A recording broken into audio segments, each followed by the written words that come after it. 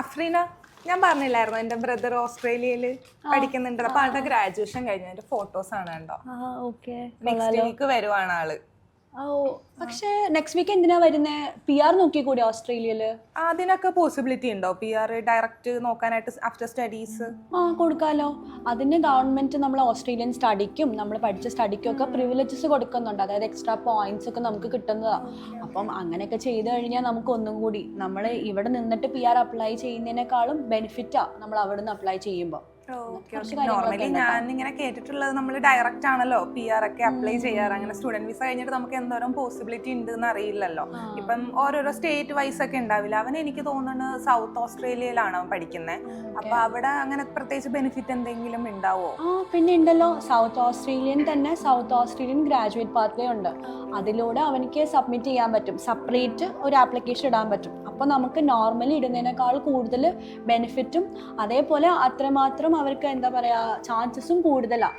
പിന്നെ അതേപോലെ അവൻ റീജിയണൽ ഏരിയയിലാണോ പഠിച്ചത്? അത് കറക്റ്റ് ആയിട്ട് അറിയില്ല. അത് ഞാൻ ചോദിച്ചു നോക്കാം കറക്റ്റ് പ്ലേസ് എവിടെയാണെന്നുള്ള. റീജിയണൽ ഏരിയ ആണെന്നുണ്ടെങ്കിൽ എന്താണ് ബെനിഫിറ്റ്? റീജിയണൽ ആണെങ്കിൽ ഒരു 5 പോയിന്റ് ആണ് ഗവൺമെന്റ് കൊടുക്കുന്നത്.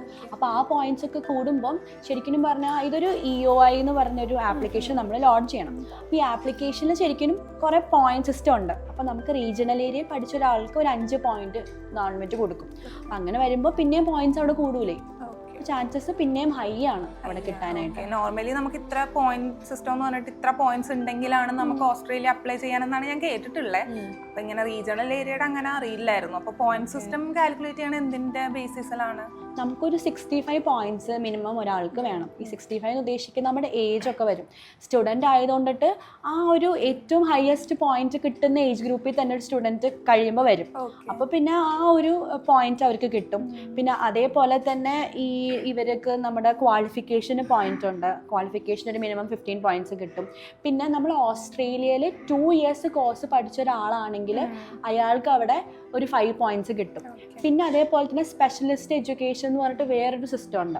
അത് നമ്മൾ റിസർച്ച് ബേസ്ഡ് മാസ്റ്റേഴ്സോ PhD ഒക്കെ ചെയ്ത ഒരാളാണെങ്കിൽ അവിടെ ഒരു 10 പോയിന്റ്സ് അയാൾക്ക് കിട്ടുന്നത്. പിന്നെ അയാൾ റീജിയണൽ ഏരിയയിലാണ് പഠിച്ചതെങ്കിൽ പിന്നെയും ഒരു 5 പോയിന്റ് കിട്ടും. ഇത്രയും കിട്ടുന്നത് ഓസ്ട്രേലിയ പഠിച്ച ഒരാൾക്കാണ്. പിന്നെ അത് മാത്രമല്ല, ആള് ഓൺഷോർ ആണെങ്കിൽ, അതായത് ഓസ്ട്രേലിയ തന്നെ നിന്നുകൊണ്ടിട്ടാണ് ഈ ആപ്ലിക്കേഷൻ ഇടുന്നതെങ്കിൽ ഓൺഷോർ ആപ്ലിക്കൻ്റ് ആയി. അപ്പം നമുക്ക് ഓസ്ട്രേലിയയിൽ അല്ലാത്ത ആളെക്കാട്ടി കൂടുതലും ബെനിഫിറ്റ് അയാൾക്ക് PR കിട്ടാനായിട്ട് കിട്ടും. പിന്നെ ചില സ്റ്റേറ്റ്സ്, നമ്മുടെ വെസ്റ്റേൺ ഓസ്ട്രേലിയ, സൗത്ത് ഓസ്ട്രേലിയ, പിന്നെ വേറെ കുറേ സ്റ്റേറ്റ്സുകളൊക്കെ വേറൊരു ബെനിഫിറ്റും കൂടിയുണ്ട്. അവർക്ക് സെപ്പറേറ്റ് ഈ ഗ്രാജുവേറ്റ് പാത്വേ ഉണ്ട്. അപ്പോൾ ആ പാത്വേയിലാണ് അപ്ലൈ ചെയ്യുന്നതെങ്കിൽ സാധാ ഈ ആപ്ലിക്കേഷൻ ഇടുന്നതിനെക്കാട്ടി പിന്നെ ഹയർ ചാൻസസ് ആണ് അവർക്ക് കിട്ടാനായിട്ട്. അപ്പം ഇത്രയും ബെനിഫിറ്റ് കിട്ടുന്നുണ്ട് ഓസ്ട്രേലിയയിൽ നിന്നുകൊണ്ടിട്ട് ചെയ്യുമ്പോൾ. പിന്നെ അതേപോലെ തന്നെ നമ്മൾ ഈ എംപ്ലോയ്മെന്റ് സ്പോൺസർഷിപ്പ് എന്ന് കേട്ടിട്ടുണ്ടോ?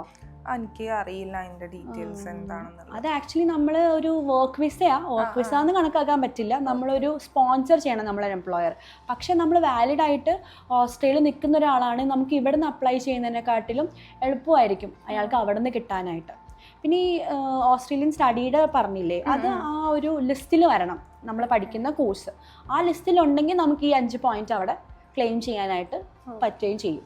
ഇപ്പൊ ആൾക്ക് അങ്ങനെ വർക്ക് എക്സ്പീരിയൻസ് ഒന്നും ഇല്ല. ഇപ്പം ബാച്ചിലേഴ്സ് കഴിഞ്ഞിട്ട് തന്നെയാണ് മാസ്റ്റേഴ്സിന് പോയത്. അപ്പൊ അതും ഇപ്പൊ കഴിഞ്ഞിട്ട് അങ്ങനെ കാര്യമായിട്ട് വർക്ക് എക്സ്പീരിയൻസ് ഒന്നും ഇല്ല. അപ്പൊ അതൊക്കെ പ്രശ്നമായിരിക്കും. വർക്ക് എക്സ്പീരിയൻസ് ഇല്ലെങ്കിലും നമുക്ക് അപ്ലൈ ചെയ്യാനായിട്ട് പറ്റുമോ PR-ലേക്ക് ഒരു സ്റ്റുഡന്റ് വിസയ്ക്ക് പോയ ഒരാൾക്ക്? വർക്ക് എക്സ്പീരിയൻസ് ഇല്ലാതെ നമുക്ക് ഇതിന് പ്രശ്നമൊന്നുമില്ല. EOI ഫയൽ ചെയ്യുന്നതിന് പ്രശ്നമൊന്നുമില്ല. പക്ഷേ ഫസ്റ്റ് സ്റ്റെപ്പ് ഉണ്ട്, സ്കിൽ അസസ്മെന്റ് എന്ന് പറഞ്ഞ സ്റ്റെപ്പ്.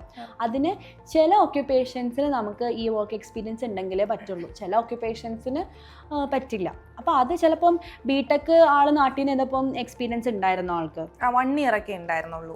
അത് കഴിഞ്ഞിട്ടാണ് പിന്നെ മാസ്റ്റേഴ്സ് ചെയ്യാനായിട്ട് പോയത്. ഓക്കെ. BTechന് ആക്ച്വലി എക്സ്പീരിയൻസ് ഇല്ലാതെ നമുക്ക് സ്കിൽ അസസ്മെന്റ് ചെയ്യാം. പക്ഷേ വേറെ ചില ഓക്യുപ്പേഷൻസ് ഒക്കെ ഉണ്ട്. അതാണെങ്കിൽ നമുക്കൊരു 1 അല്ലെങ്കിൽ 3 ഇയേഴ്സ് ഓഫ് എക്സ്പീരിയൻസ് കാണിക്കേണ്ടതായിട്ട് വരും.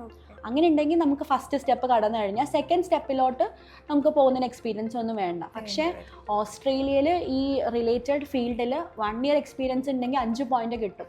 പക്ഷെ നാട്ടിലുള്ള ഒരാളാണെങ്കിൽ അയാൾക്ക് 3 വർഷത്തെ എക്സ്പീരിയൻസ് ഉണ്ടെങ്കിലാണ് 5 പോയിന്റ് കിട്ടുള്ളൂ. അപ്പം അത്രയും ഡിമാൻഡിലോട്ട് പോകും ഓസ്ട്രേലിയൻ എക്സ്പീരിയൻസേ.